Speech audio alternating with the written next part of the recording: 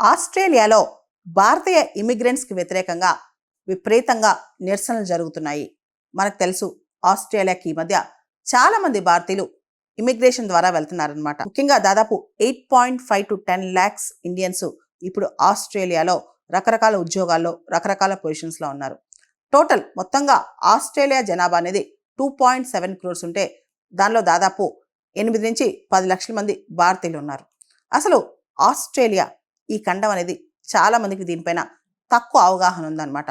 ఆస్ట్రేలియాలో దాదాపు 50,000 60,000 సంవత్సరాల క్రితం అబారిజినల్ పీపుల్ అక్కడికి ఎక్కడి నుంచో మైగ్రేట్ అయ్యి వెళ్ళిపోయారనమాట. వాళ్ళందరూ పాస్టోరల్ అంటే అటు ఇటు తిరుగుతూ వాళ్ళ ఫుడ్ని సంపాదించుకుంటూ ఉంటారు. ఈ పాస్టోరల్ పీపుల్ ఎవరైతే అబారిజినల్స్ ఉన్నారో వాళ్ళు డిఫరెంట్ కల్చర్ని అక్కడ ఒకటి తయారు చేశారనమాట. ఇప్పటికి కూడా అబారిజినల్స్ ఇన్ ఆస్ట్రేలియా అంటే one of the oldest living cultures in the world. ప్రపంచంలోనే ఒక సనాతనమైన కల్చర్ అనమాట. చాలా ఓల్డెస్ట్ కల్చర్ అని చెప్పొచ్చు అబారిజినల్స్ కల్చర్ అనమాట.